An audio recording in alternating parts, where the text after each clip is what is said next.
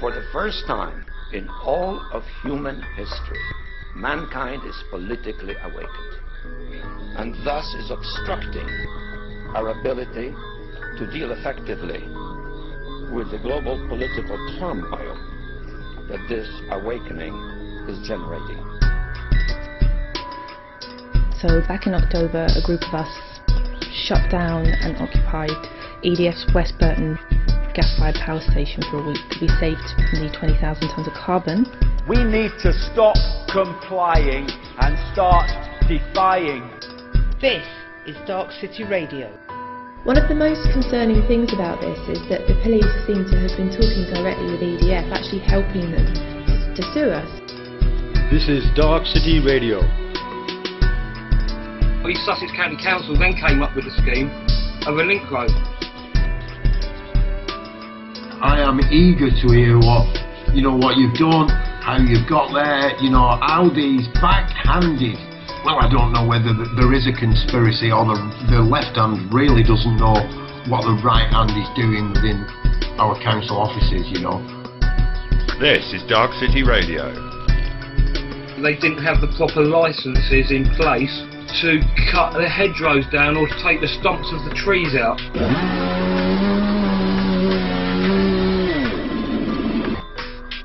Public inquiry was, in my opinion, rigged. There was protesters in the trees. If you lower yourself to the level of violence, then the strongest person wins. And this whole state is controlled by a body of words created by the government, statutes and acts. We're policed by consent, and that means statutes and acts require our consent to be given the force of law. There's so many corrupt angles going on from this, it's unbelievable, it really is. East Sussex County Council are just bullying through. Well, good evening folks. This is Resistance News and I'm commonly called Bob Earthwise. Welcome to your news show where you can netcast to all about your actions of resistance. And we're here every week on Darkcity Radio. DAs or direct actions drive progress, and whether it be from Rosa Parks on an Alabama bus to the tank man in Tiananmen Square, these are the people that have affected real societal change. We don't need someone to come along and tell us how to live in our community. We've got to make a peaceful, honest, honourable stand to the best of our ability to stop this going on. And now, please welcome the Darkcity Radio Resistance News Crew.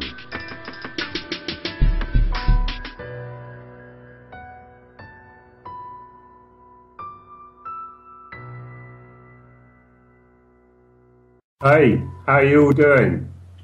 Well, I hope you've had a good week since last week, and the music from last week helped you through it all. Well, as you're probably well aware, on April the 1st, April Fool's Days, the day when a lot of these welfare changes are set to come in, bit by bit, gradually, and they're hitting some of the least able to afford it people in the community. And often, because of the scope of all the cuts, that people are affected by more than one. So when people talk about, okay, well, you're going to lose £20 a month for this one, that's just one of them, and often there's another £10 on another one and another £15 on another one. And so it goes on. And many of us are affected by all of this, and what I thought might be an idea is if we try and follow how each of us are dealing with some of the unacceptable changes that are being imposed, and whether any of them are contestable. That we have the Darkcity, the Resistance News Crew, Chris, and hopefully some others, So we're gonna talk this through, and if there's anyone out there listening who'd like to join in and be part of this ongoing survey and sharing of ideas for being able to resist some of the changes, you're more than welcome to join in. It's but by the phone, it's 0161 298 0298 or Bob's Backyard on Skype. Join us if you want to. But first of all, it'd be good to hear from Paul. He went to one of the demonstrations about the bedroom tax aspect of the welfare cuts, and I understand he had a good day. How you doing, Paul? Oh, excuse me, muted microphone. Yeah, I've had an absolutely cracking day out. We really have. We took the tank man from Tiananmen Square with us, our Stephen, and he only walked slow, Stevie. So he was at the back, and that became very annoying to people because, he wasn't quick enough to keep up with them. So he had his own individual one-man protest behind the main body of protesters. And we would try to take a few photographs and stuff, and generally having a good time. It was a really, like I say, a positive thing. All right, it's not a good thing to be there having to do, but it was a good positive vibe to it, Bob. It really was. But then, unfortunately, I got removed from the demonstration. I wasn't actually demonstrating in the correct manner. I'm not quite sure. They decided that they didn't want us walking where we were walking, and we had to walk somewhere else. So yeah, that was a bit strange. So I kind of broke off from the main body of demonstration at that point, and we went to look at the army in what's it called, that big square where we were? Is it Albert Square? Was it Albert Square? Something like that. The big square right in front of the town hall. Well, the town hall was heavily harmed there, Bob. They got themselves an helicopter, and they got themselves a jet fighter, like an armoured personnel carrier with a machine gun on the front of it, because obviously there was, they were protecting the town hall from the work. So anyway, when there's a wedding, there's a woman, I forgot to mention that, you can't write this stuff. There's a lady in full wedding regalia, I presume she is getting married, who sat on the front of the tank getting a photograph taken. And as I walked through this area, these two young Air Force officers, a male and a female officer, one said to the other, "Oh, they're not demonstrating about us again, are they?" And I heard them. I said, no, they're not demonstrating against you. I said, well, kind of. They want to have houses and you want to have helicopters. Yeah, and the irony. And as we came out of there, we bumped into Charlie Beach. And he was having a good demonstrate, so that he had his man straight. The whole irony of it, before I get to the irony, they all stood there and they shouted it was their city and they wanted their city, and that was and of course the lady who was getting married thought all the peasants had turned up to sing at a wedding, Bob. It was quite phenomenal. These two kind of sections of society, the poorest of the poor and you might say the almost middle class army type people. So yeah, then they marched round the corner, Albert Square, it was Albert Square I think, isn't it? They marched round the corner and then they all stopped and they shouted "Shame on you" for having a brew to all the people in Starbucks. And at that point I'm like, I've lost the plot here, me now. I must admit, I was walking along with everybody else with a brew in my hand. I kind of ditched my coffee cup at that point. So yeah, we went on a demonstration against the imposed authority on bedroom tax, where we were allowed by the authority and told by the authority where and what to do and where and what to do it. I don't know, Bob. Maybe I need to learn more demonstrating or menstruating. I need to get some training or something, because it was funny. I had a real good time, and I suggest if you are going to go out, then go out and have a demonstrate. It's wonderful stuff. I'm failing to see what the purpose of it was, except to say the city of Manchester really aren't bothered about bedroom tax. You know, there should have been millions of people out there. I don't know how many, at least hundreds of thousands. I do believe up in the north, up in Scotland, they had a good turnout. So it's good to see that in certain parts of the world, people are actually coming together on a single common cause. So yeah, it was a bit of a joke, really. I was removed by the what do we call them? The Ivy's jacket people, who were the stewards. Is that who they are? The stewards. Some of them were really good. Sometimes they call themselves marshals.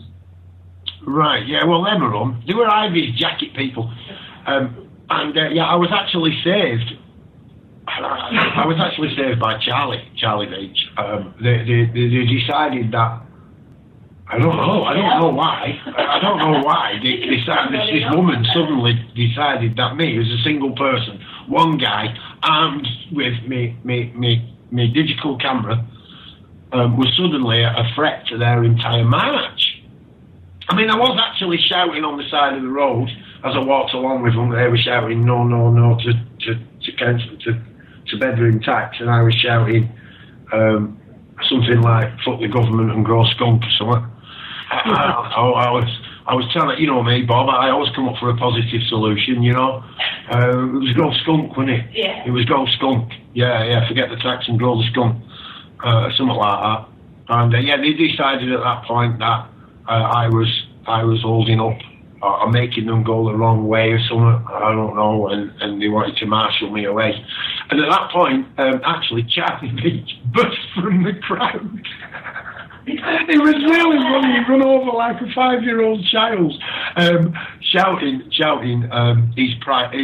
Was it private media? No. Independent. That's what he shouted. He's independent media. And now I don't know. I don't honestly think it was somebody shouting he's independent media, or whether it was Charlie shouting independent media, and they just immediately decided that I was all right to carry on doing what I was doing. So then I promptly marched up the middle of the street in front of everybody, telling everybody that they weren't demonstrating properly, and to demonstrate like that lady over there. And then later on, she did it again. She was the same individual. Suddenly thought she was some kind of authority, and people were told her, not just myself. I ended up joking. Hey, they were joking. I actually asked her to move out of the way at one point because she was holding up the demonstration, and she really didn't like that. Yeah, and then the next minute she's talking to the police, trying to cause more hassle. Fortunately, the police had actually seen the funny side of what we were doing. You know, it was, and a lot of people. It's not about getting upset and getting angry. You know, it isn't. So yeah, it was a great day out, Bob. We had laughs and smiles on our faces. We had a right good bit of old traditional English fun. I wish I had more good, mate. I wish could have more to report, really. You know, it was a great day out. I suggest that anybody goes and has got nothing to do on a Saturday or a Sunday and go down and support whatever it is. Don't matter. It's a good day out. But let's be honest about it. You know, it's not going to make any difference. You know, it really isn't. I don't think we're enough people there. Well, you may well be right. But I understand that we got a scoop out of the day. Actually, we did. Yeah, again. After I've been rescued,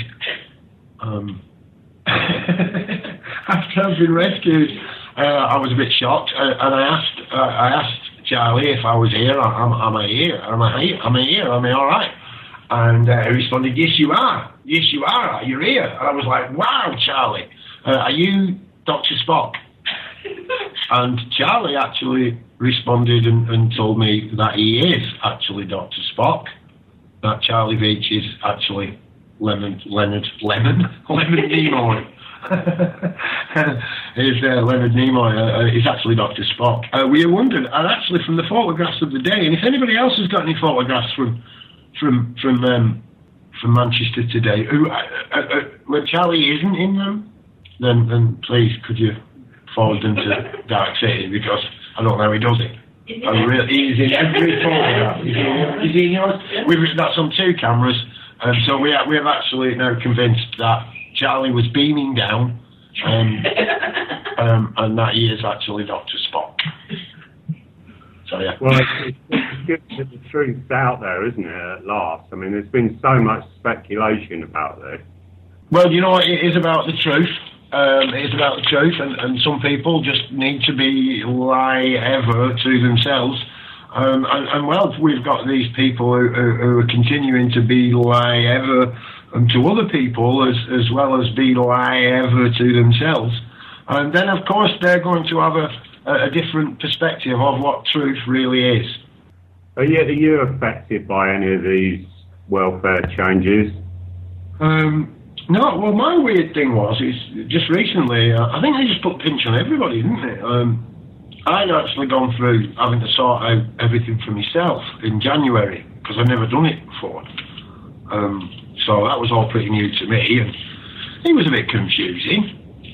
But recently, Bob, they sent me a letter to tell me I had to fill out this form. If I didn't fill out the form, they'd stop paying me the money that they've already told me I'd be paid.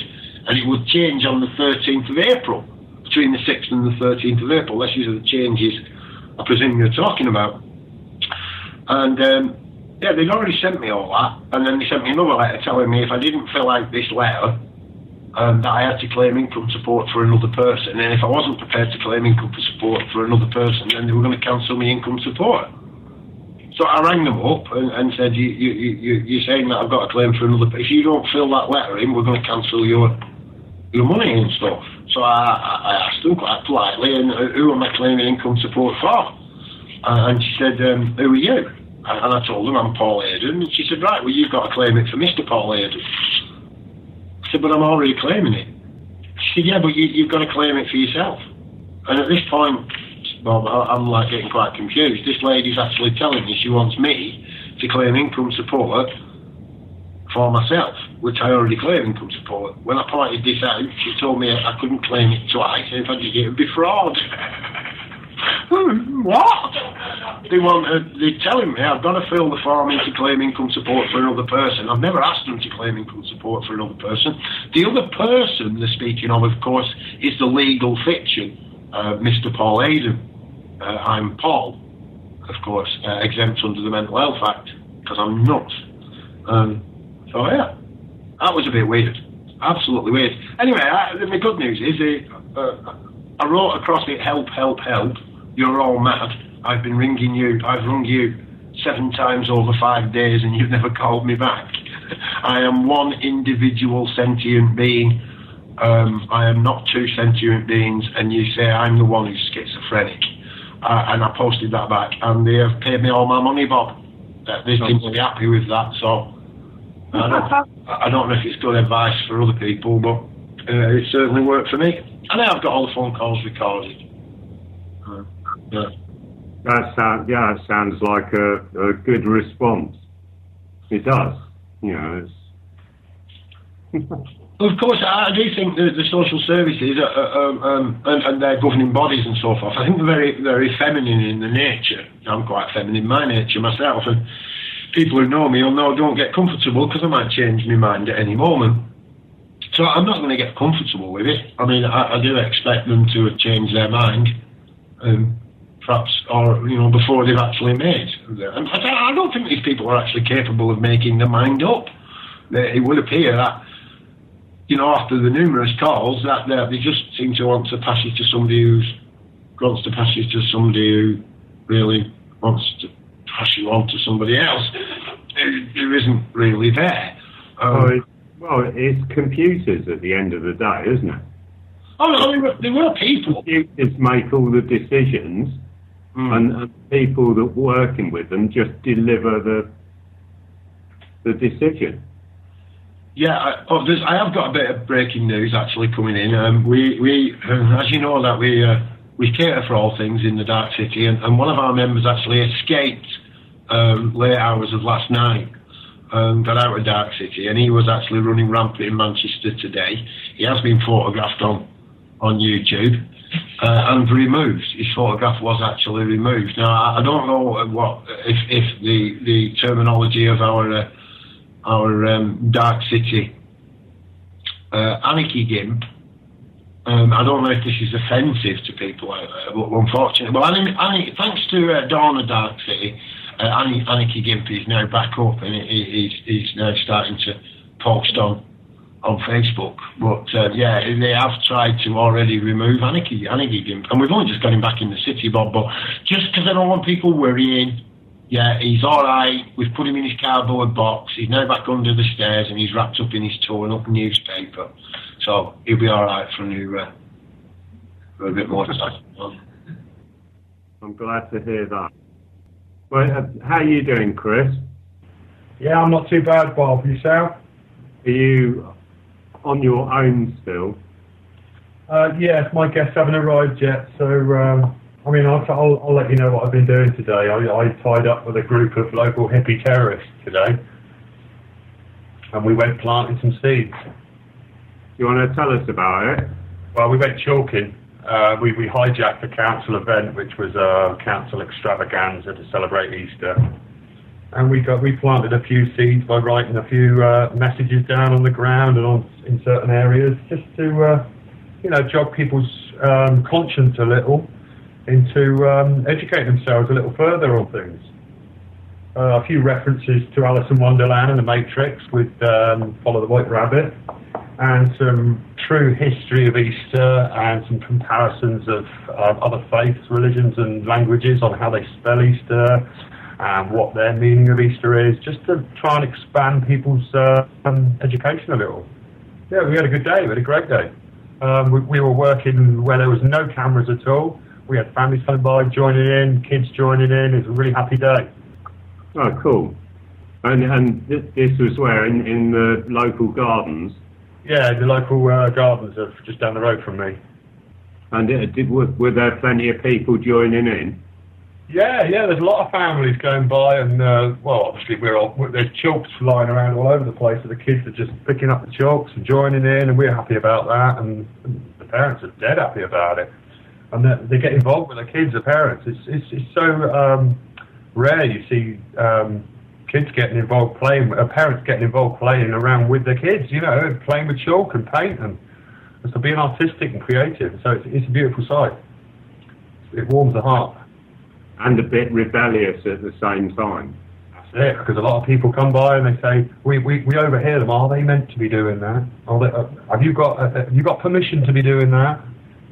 It's ridiculous. People are under the impression you need permission to be doing anything. And we don't need permission to do anything at all. Well, that's the conditioning, isn't it? As long as you're not harming anyone, why would you need permission to do anything? There's some kind of mental block going on. Yeah, it's the conditioning, the media conditioning. Yeah, I totally agree with you there, mate. It's frustrating as well. Frustrating. Well, people, bit by bit, are getting it, aren't they? They are, yeah. It's just, Rome wasn't built in a day, was it? Well, you can only plant seeds. You can't go out there and wake people up. We've all learned that does no good at all. People have to wake up in their own time. Some people don't want to wake up. Some people don't want to take a certain pill and wake up. They're happy where they are. Well, then stay there. There's enough people who want to wake up that will see the clues and follow the white rabbits, and they will find the information if they really want to. Are any of these welfare changes going to be affecting you? Not really. I mean, the council tax rises will probably affect me, but then again, not, because I just don't bother with the council tax anymore. I don't bother paying it. I refuse to pay it. And, well, I own my own house with a mortgage, so the bedroom tax, they're not coming in here. Yeah, so it doesn't really affect me, so it's a difficult one for me to comment on, really. So have you taken the council on over the tax then, in any specific way? Well, it started a year ago, actually. They took me to court for non-payment, and I decided to go. And I conditionally paid my council tax. And then they asked me my condition before I signed the cheque. And I said, well, on condition that Mr. whatever his name was at the council who was attempting to contract with me, on condition that next year he attempts to contract in a sensible manner, not just assuming that I want to come into a contract. So, and I got that on the record. So everything he sent me this year is just an assumption that he wants to. I want a contract with him, but it's on the record that I want him to contract with me in a proper, orderly fashion. So that means that you don't have to comply then? As far as I see, yeah. That'll be my defence if it ever does go any further than a letter to me. Oh, you will respond by letter first then? Yeah, maybe. Yeah. If I get a serious enough letter through, I shall quote that and quote that it's on the record. Yeah, I'm willing to do that. Well, you'd stand in more honour then, wouldn't you? Yeah. Hey, look, you know, I think it's only fair to point this out. Oh, that's interesting. It'd be good to hear how that goes, because presumably that applies to all the people that are only going to receive between 80 and 90% of their council tax benefit. Yeah. I've got a bit of a news flash for you from I'll just call him JK. He's been listening to the stuff that's been going on Darkcity Radio, run from the Cure. So he's only a student, but he's been going out. He's been going out over the past week, and he's been going into local parks and other places and planting handfuls of hemp seed everywhere. So I just thought, you know.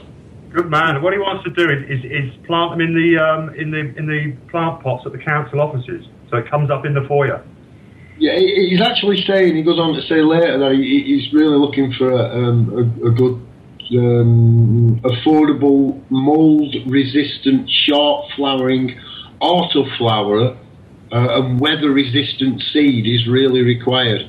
He is able to get them, but these seeds can cost him £5 per seed. So, yeah, it's more what Rick was actually saying about this. It just proves he was right. So I just thought with you saying about resistance and stuff, and people.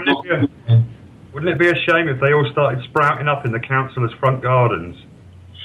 Well, yeah. I mean, it's not something I condone. I really think it should be. No.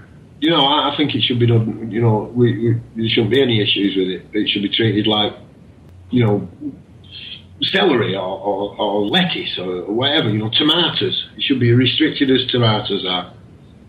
That's my opinion. But anyway, I thought it was just a nice little.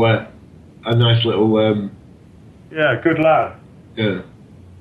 That's good to hear. Well, I guess that takes us neatly into the little halfway music break. So enjoy the little piece coming up, and I'll see you the other side of it. Well, welcome back, people. We're still carrying on with this welfare business, and we've got a few more people come into the room that will talk about how they're affected, if they're affected, and on what levels, and how they think that the various bits are either challengeable or resolvable, or whether it's just a question of giving in, really. Boris is here. I don't know whether you heard the first bit of the show, Boris, but we're kind of chatting about all these various changes that are going to start on Monday, and are only going to affect you. We didn't hear the first half of the show, we only just got in, but we're not sure, Bob. We're not looking forward to it, I know that. We've had letters telling us that we're overpopulating our house, so we're on the other end of the scale to everybody else. We haven't got enough rooms. And we've had letters saying that from October we're going to be on a monthly payment, which we're not looking forward to because, you know, trying to budget for a month is going to be a bit crazy, really. But apart from that, we're just really worried about what's going to happen come Monday. You know, we really don't know nothing. Well, presumably if they're taxing people because they got too much room, do they pay you because you don't have enough?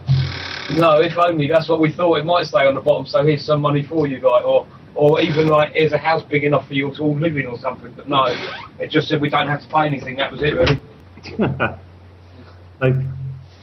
They want their cake and eat it then. Yeah, don't they? Don't they? There's no houses around here to fit everybody in anyway, you know. I guess if you're in receipt of anything, the fact that it's capped at a 1% increase, which is 1.5% out from what they think inflation is, and in fact inflation's more like 10 or 15%, that's one way that everyone's affected, and that's, of course, straight away is losing you money out of your pocket in real terms. And that affects absolutely everyone that is in receipt of any sort of benefit whatsoever.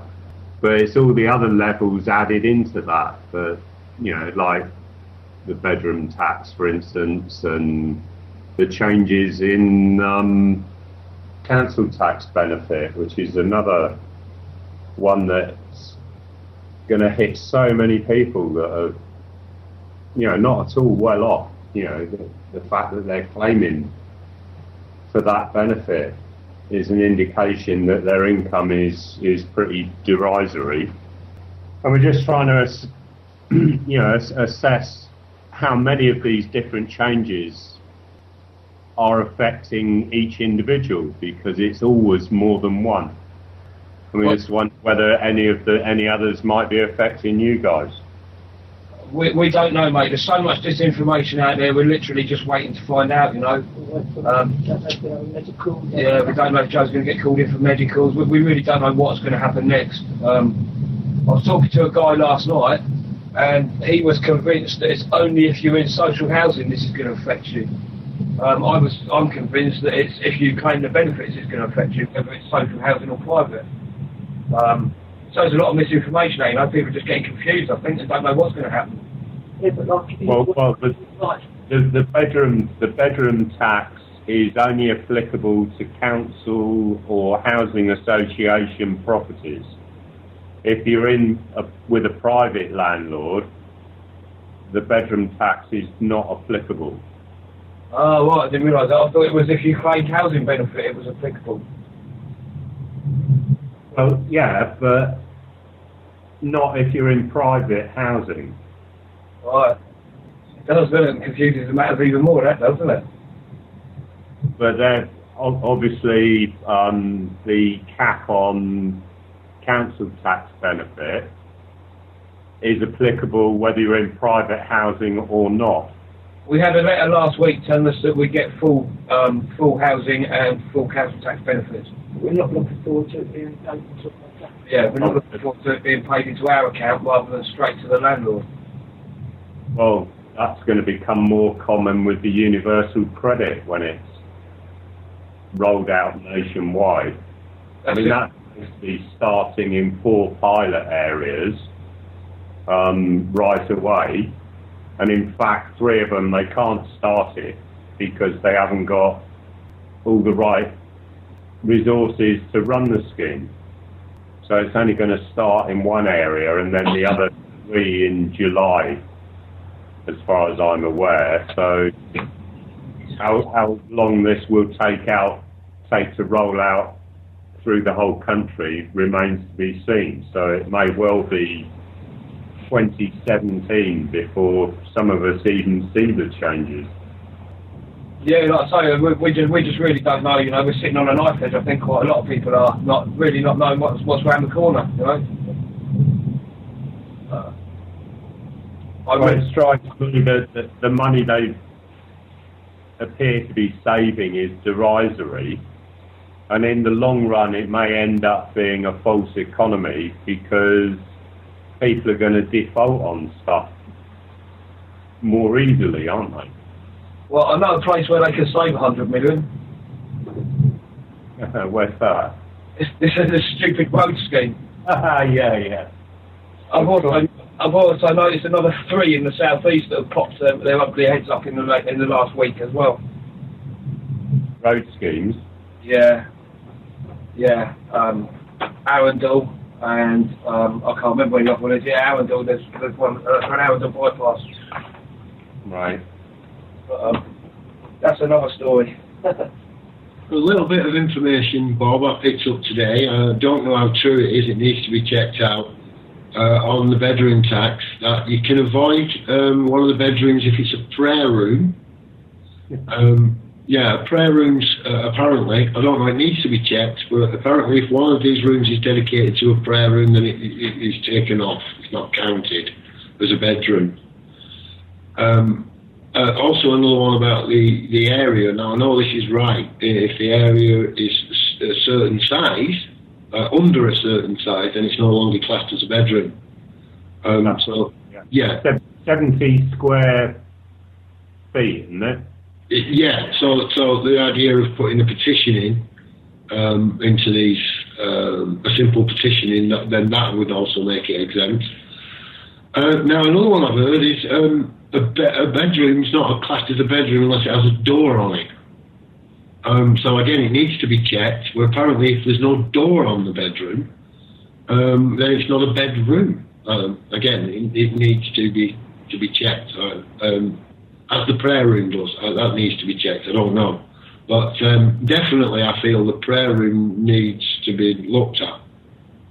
Well, any form of resistance to these things is got to be worth a try, isn't it? Yeah, well, I mean, many people have different religious ideologies, you know. I mean, I suppose to a Rastafarian, it would be a smoking room. Perhaps to a Hindu or a Muslim or but someone who's not religious, then it could be a meditation area. It's obviously if the room's not being used for that purpose, so it's being used for another purpose, and certain purposes are allowed under, is it European Court of Human Rights? Now, I don't like to go to these corporate bodies asking them for, to uphold my rights. I think that's a bit preposterous as well, but it is there. It does say in the creating no loss, harm or breach of the peace, and you've got the right to carry out what practices you choose in your own home. Gay marriage is one of the things that was allowed under such laws. Of course, you can't smoke cannabis under the same law. I mean, and that's one case that they've refused to hear. And we often wonder why that is. But yeah, there is a lot of support for that in various different angles. So it wouldn't surprise me at all.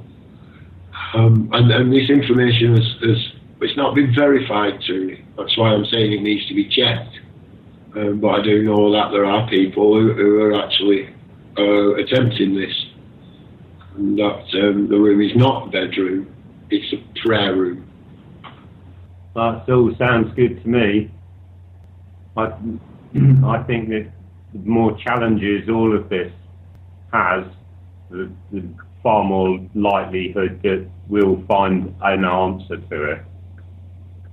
Because quite frankly, it beggars belief that government at whatever level, whether it be local or national, can treat people that they're supposed to be looking after their best interests in such a manner. It really doesn't surprise me, Bob. I mean, it's the fact that it happens, Oh, we've got a minority. We've got a very small minority group known as the government or governors. Very small minority group, which are voted by another minority and the actual voting public. And then from those voting public, another minority actually wins the vote. And in our case in Britain, nobody actually voted for them. Nobody voted for a coalition government. Nobody. So, you know, we've actually got now a minority that nobody voted for, ruling over with force and power. They're threatening us with imprisonment and punishment, where they use our money to fund illegal wars abroad. Yeah, I mean, it doesn't surprise me at all that they haven't turned on the public more severe than they have. But I think a lot of the time, a lot of these protests, and I don't mean the ones on the streets, of course, but you know, work that's carried out, I suppose, behind the scenes and pressure groups and so forth, I do think they do have an effect. We don't hear about it, of course. You know, there's what was there, 33 cannabis farms shut down, and we never find out how many plants there were in the 33 farms. Yeah, Crown Prosecutions Services says anything less than 100 plants can be considered to be, in total lies, that plant is every plant, is considered to be non-commercial. So, you know, are we talking now that they've shut down 33 cannabis plants with over 100 plants in every one? No. I mean, in my local area, Bob, there was a gentleman it was reported all over the local newspapers, cameras thrust into his face one morning when they shut down his cannabis farm. Quote, cannabis farm found in Ashton-under-Lyne. The police failed to mention, and the reporters who were on hand, cameramen and so forth, of the press, they failed to mention that there was 6 plants in this cannabis farm, and he actually received a caution. Now that's more serious than parking on a double yellow line. You won't get a caution for parking on a double yellow line. You'll get a ticket to pay money. So yes, this most heinous crime of running a cannabis farm is punishable by a caution. Lo and behold, why he took the caution, I've no idea, but, you know, well, I do know they threatened his mother. They threatened to go and harass his aged mother. So he accepted the caution, and where he was held in the police station when they went round and searched his aged mother's house. Completely different location. And they did it anyway. So yeah, it doesn't surprise me, Bob. It really does not surprise me in the slightest. You know, why we'd have a government that's prepared to murder and kill completely unlawfully and illegally, whatever book you look at, and that they would eventually turn on their own people. It doesn't surprise me at all. Slightly different angle. It would be nice to hear of anyone that's found ways of breaking away from this system and not relying on the benefit system and finding their own way. And that, you know, once you don't rely on their benefits, they can't affect you. Do you know where I'm coming from? I'm right with you, there, Chris, man. I've tried on a number of occasions, and you know, I employed 11 people at one point. Like a hook, line, and sinker thing. They've got dependent on their benefits, and then suddenly they withdraw them all. And we weren't born to be dependent on them. No, totally agree with you, mate. Totally agree with you. I ended up giving up work there, Chris. I stopped working. I walked away from it. And I'll tell you why. Is because my mortgage wasn't getting paid and everybody else's was. That's what happens at the end of the day. I mean, you're right. We don't want to be dependent on anyone. Nobody wants to be dependent on anyone. I mean, once you're in the system, it's very hard to get back out of it. Yeah, but when, like I say, in the system, you know, not actually paying it out, at the end of the day, what are we doing? We're working to pay our mortgages, which are paying the banks. Yeah. You know, I've been both sides of the fence, Chris, you know, and neither side's right. I mean, every benefit taken is taken from someone else. And then we moan at the taxes we're paying.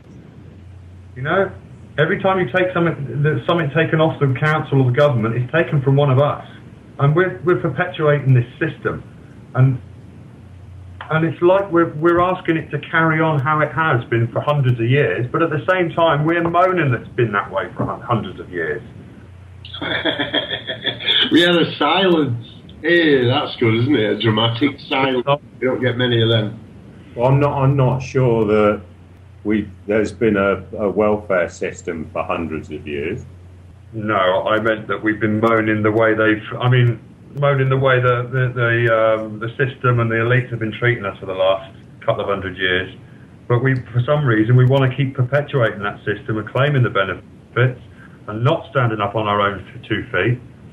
There is a lot of people who can't stand up on their own 2 feet. I do admit that, and they're the exception. But there is a lot of fit and healthy people who could be finding what they're good at, what they love doing, and it's a benefit to society itself. Your creativity. Well, I think that there are, to a lesser or greater extent, a number of people that do that. It'd be nice to hear from some. But the system itself frowns upon that way of distributing your energy, doesn't it? They do. And what does that tell us? That tells us that is the right way for us to bring down their system and introduce our new system. Just forget them. I think that it needs to just be done. It's not a question of introducing it instead of, as well as it just needs to be done instead of in terms of placement or anything. We got a caller on the line for you there, Bob. The person on the telephone, could you turn your radio off or your player for us, please? Is it on right now? I'm sorry. That's okay, mate. Okay, now, it's Barry calling from Canada. Hey, how you doing, Barry? Good. Something that's really catching on in North America, I don't know if your viewers are aware of aqua gardening, or what's called aqua gardening. A simple system where you're using fish to fertilize fresh vegetables and recycling the water through the fish pond. You are supplied with 7 varieties of carp that are very, very high in protein, and buying ripened vegetables. That is your basic sustenance for existence. It can be done in a very small area of the house. It is going, this is going like wildfire in North America now. I'm doing this system myself, and it's costing me about $30 a month to put fresh fish and buying ripened vegetables on my table every day of the week. I don't know if you're, it's a very easy way to become self-sufficient. And I don't know if your viewers are aware of it, but the information is available on the internet. I think it's called aquaponics over here. Yeah, it is. It is aqua gardening, aquaponics. Same thing, but if people investigate, you'll find it's a very, very easy way to become self-sufficient in your basics, which is your fish, which is your protein, and your vitamin vegetables, which provide you with all your phytochemicals, which are actually your major cancer fighters. Buying ripened vegetables provide the phytochemicals. Vegetables that are ripened prior to delivery or shipped green to a market never produce the phytochemicals that are supposed to be coming out of your vegetables, and by doing it yourself, you get those phytochemicals. And they are being proved to be a major cancer fighter. So I just thought I'd share that with your viewers. Do you have your own aqua garden? Yes, I am doing it now, sir. Just got my system up.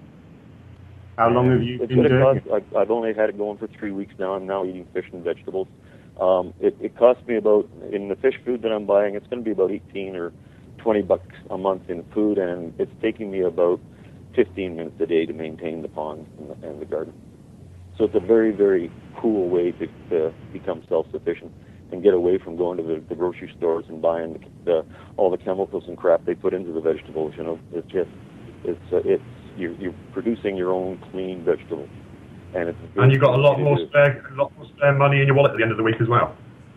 So you're not having to spend your money on food from the shops. Well, exactly. And of course, we know that everything we're buying in the grocery store is just loaded with chemicals. It's all part of the game. Look at the rise in cancers, and it's all relevant. Yeah. This way I got onto this system. The way this is set up, you're putting no chemicals, period, in your body. It's totally organic, and it can be done in an area of maybe 10 by. I've got an area about 10 by 12 that we set ours up, and it's working just great now. Are you talking feet? You can do up to 6 to 7 different varieties of vegetables, and they all ripen at different times. So you're getting a tremendous variety of vegetables, You're using your rice as your basics, which is very, very inexpensive as long as you don't get anything. That's GOM modified, of course, but we're finding it's just great. And I'm telling my friends about it, and they're getting into it, and it's becoming very, very popular in North America, and the information is available on the internet. So does this involve fish tanks? Pardon? Does this system involve fish tanks? Yeah, we've got a pond set up. We've got a pond set up and a recycling pump, and you're just pumping the water through the pond. The fish do their little poopy thing in the pond, and that goes in and feeds your plants. It comes back to your pond cleaned by the plants draining the poopy out of the water. Pretty simple, bud. So simple, but very, very effective. Larry, if I may, you've put a massive smile across my face, Larry. Listen, buddy, if your viewers look into this, it's so simple. It is, and the beauty about it. If you have children, you can take your fishing rods out there and go catch a fish every day, and you can do 7 different varieties of carp, and they're very, very tasty, and they're very high in protein. All your amino acids, everything's there, and you can do it in your house. You don't have to put up with the BS in the grocery stores. Think about it. Larry, phenomenal system. Larry, I'm Bob Larry, commonly known as my real name. No, not my real name. My given name is Paul. I got the bell siphon to work, the aquaponics bell siphon to work. The website is Bob's Backyard, or Aquaponics for Life, right. On YouTube, man, on YouTube. So exactly. Yeah, to sit here and have somebody all the way over in Canada coming on, telling me they've just set up in the last few months, it's working for you, you're having a great time. You really have put a smile on my face, mate. That's the best bit of, this is Bob Earthwise's news, resistance news, man. And that, that is the real resistance. As far as I'm concerned, you've gone out there, you've had a look, you've done your research, you've put a viable alternative into practice. Exactly. And all that people have to do in these times, buddy, is use your creativity. Use your imagination, because you can get completely away from the BS in the system and the tyranny and what they're doing to us right now. You can get away from it. You just got to use your great creativity. And this system here is so simple. I recommend everybody that's listening out there in Radio Land to get into looking at it and buy the system. You can buy the system yourself. You can buy a package off this company in the States right now. I think it was $4.98 total. Plug it in, ready to go. Or, it's something very simple that you can set up yourself. It's a very, very simple idea, but it works very well. So, Larry, once you've set this system up, Larry, how long before you start getting yield off of it? 3 weeks. 3 weeks, wow. Yeah. Leaf vegetables. We're harvesting tomatoes tonight. So is this like you've gone to the fish shop and you've bought baby fish in there and you've planted seeds and 3 weeks later you've got stuff to eat? Yeah, the fish aren't quite big enough yet, but we're getting vegetables. Yeah, the technique over here, Chris, it can be easily adapted with fingerling trout. You can use fingerling trout. You need to have quite a lot of movement of water for trout, a lot of flow. But you get a lot of flow running. You put fingerling trout in it. In one season, you can rear those to plate size quite easily. And then you can expand off the system too. There's other things you can do off the side of the system. I have to leave, unfortunately, because I've got an appointment to go to. I'm going to leave you now, but just ask your viewers to explore it and look into it themselves, and you will be very, very thankful that you did. And thanks, Larry. It's been a pleasure talking to you, and I will call in again because I have all kinds of other neat stuff that we're looking at that I'd love to share with your viewers. Thank you, Larry. You guys have a good day, and it's Barry, not Larry. Thank you, Barry. Your viewers, you guys have a great day, and I listen to your show all the time, but God bless you. Bye-bye. Bye, Larry. Well, that was cool. It's good to have somebody from another continent call in with a solution. And that is, as Paul said, that is where the real resistance is. It sounds like you can probably make most of these systems with a lot of recycled gear. And you don't have to spend a load out to get these systems going. It's just, you're just looking, the most you've got to spend is fish. I mean, you can probably find most of the parts down your local council dump for this stuff. Find yourself a fish tank, some tubing, some pipe. You'll be away. Well, that's the advantage of having lots of minds. Well, I guess this has brought us to the end of this week's show. I hope people have had fun with it, and we'll come back hopefully with some more solutions next week. Have a good week. Thanks for listening. Bye. Bye, Bob.